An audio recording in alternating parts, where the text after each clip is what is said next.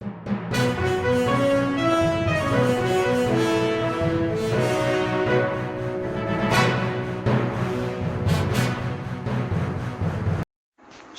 ಮಹಾರಾಜರ ಜಯಂತಿ ಅತಿ ವಿಜೃಂಭಣೆಯಿಂದ ಜರುಗಿತು.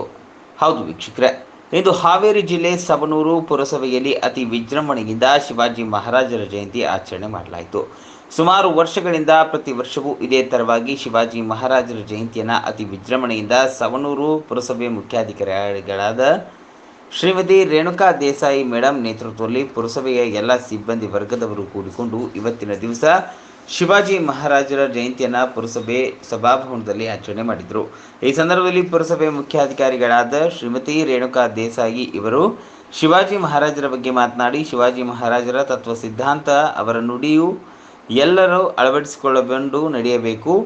ಅವರ ತತ್ವ ಸಿದ್ಧಾಂತವನ್ನು ಕಲಿತುಕೊಳ್ಳಬೇಕು ಮತ್ತು ಶಿವಾಜಿ ಮಹಾರಾಜರು ನಮ್ಮ ದೇಶಕ್ಕೆ, ನಮ್ಮ ನಾಡಿಗೆ ಏನು ಕೊಡುಗೆ ಕೊಟ್ಟಿದ್ದಾರೆ ಎಂಬುದನ್ನು ತಿಳಿಸಿಕೊಟ್ಟರು. ಈ ಸಂದರ್ಭದಲ್ಲಿ ಪುರಸಭೆಯ ಮುಖ್ಯಾಧಿಕಾರಿಗಳಾದ ಶ್ರೀಮತಿ ರೇಣುಕಾ ದೇಸಾಯಿ ಮೇಡಮ್, ಕಚೇರಿಯ ವ್ಯವಸ್ಥಾಪಕರಾದ MV ದೊಡ್ಡಣ್ಣವರ್, ಸಿಬ್ಬಂದಿ ವಿಷಯ ನಿರ್ವಾಹಕರಾದ ಪ್ರಕಾಶ್ ಕಬಾಡರ್, ಪುರಸಭೆ ಸಿಬ್ಬಂದಿಗಳಾದ HL ಹೊಸರಿತಿ, HD ಮೈಲನ್ನವರ್, AA ಕಿಸ್ಮತ್ಗಾರ್, Gurunath Bogar, Jagadish ಕಾಶೆಟ್ಟಿ, Sudha Arabagonda, ವಿಜಯ ಮರಗಣ್ಣವರ್, ಚಂದ್ರಪ್ಪ ಮೈಲನ್ನವರ್, ಮರಿಯಪ್ಪ ಮುಳುಗುಂದ್, ನೀಲವ್ವ ಕೆಂಚಣ್ಣವರ್, ಗಿರ್ಜವ್ವ ಬಾಳೆಹೊಸೂರ್ ಈ ಕಾರ್ಯಕ್ರಮವನ್ನು ಸತೀಶ್ ಪೂಜಾರ್ ನಿರ್ವಹಿಸಿದರು.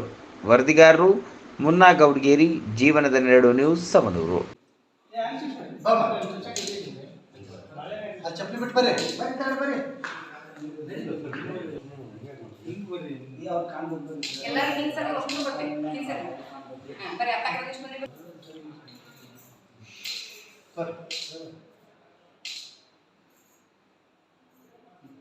शिवाजी महाराजांची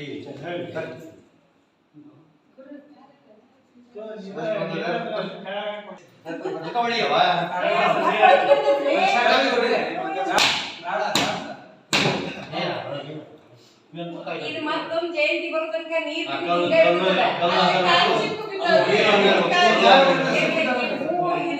ಜಯಂತಿ ಬರೋ ತನಕ ಅಲ್ಲೇ ಇರ್ತದೆ.